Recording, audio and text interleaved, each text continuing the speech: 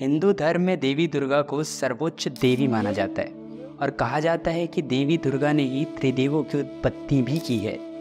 देवी दुर्गा दैवी शक्ति तथा नारी शक्ति का प्रतिनिधित्व करती है, जो कि यह बताता है कि नारी कमज़ोर नहीं बल्कि वह शांत है और सही समय आने पर दुष्टों का संहार भी कर सकती है। हिंदू मान्यताओं में यह भी बताया गया है कि जो भी व्यक्ति माता का अपमान करता है उसे माता कभी न कभी किसी न किसी तरह से सज़ा अवश्य देती है। हिंदू मान्यताओं में यह बताया गया है कि देवी दुर्गा ने विभिन्न राक्षसों का वध करने के लिए कई अवतार लिए और इन राक्षसों का वध कर तीनों लोगों को इनके कष्टों से मुक्त किया। तो आज हम हमारे इस वीडियो के माध्यम से आपको यह बताएंगे कि माता दुर्गा ने किन किन राक्षसों का वध किया और इन राक्षसों का वध करने के लिए उनने कौन कौन से विभिन्न अवतार लिए। तो चलिए शुरू करते हैं आज का वीडियो।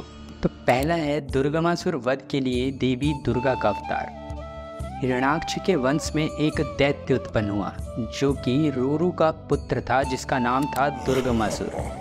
दुर्गमासुर बहुत ही शक्तिशाली था। उसने हजारों सेना लेकर स्वर्ग पर आक्रमण कर दिया और स्वर्ग के सभी देवताओं को पराजित कर स्वर्ग पर कब्जा कर लिया।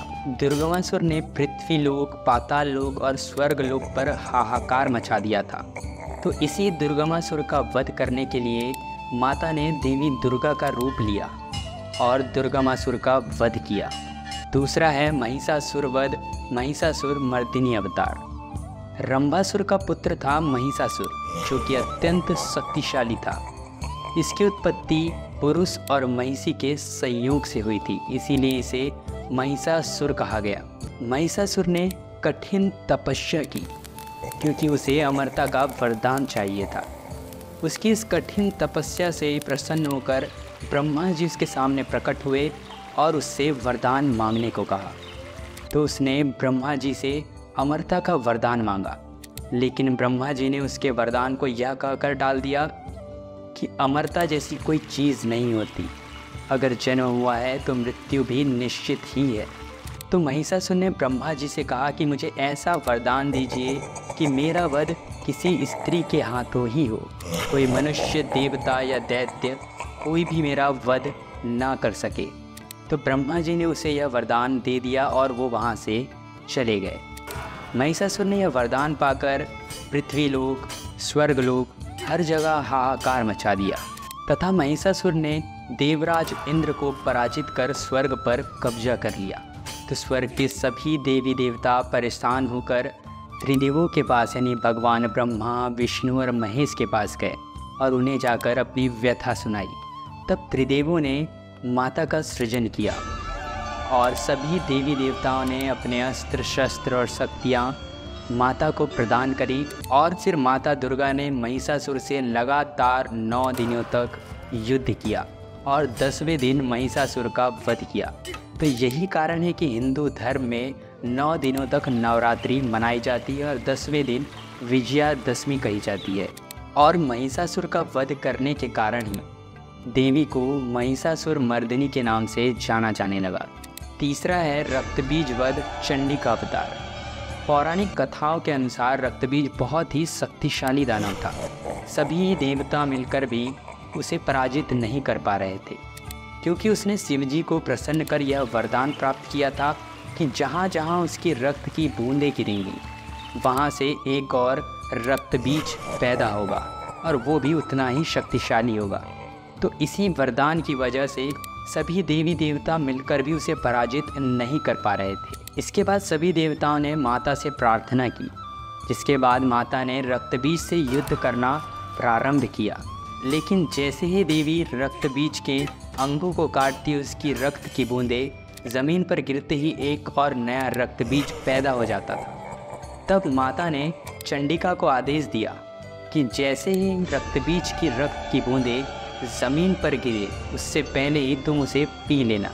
माँ चंडिका ने देवी की आज्ञा से ऐसा ही किया और रक्तबीज के रक्त को ज़मीन पर गिरने से पहले ही पी लिया और इस तरह माँ दुर्गा और चंडिका ने रक्तबीज का वध किया। चौथा है मधु और कैटव वध। जब भगवान विष्णु जी का जन्म हुआ तो पूरे संसार में चारों ओर पानी ही पानी था। इसके पश्चात उनकी नाभि से कमल की उत्पत्ति हुई, जिससे ब्रह्मा जी का जन्म हुआ और सोते हुए विष्णु जी के कानों से कुछ मैल निकल रहा था, जिससे दो राक्षस मधु और कैटभ का जन्म हुआ।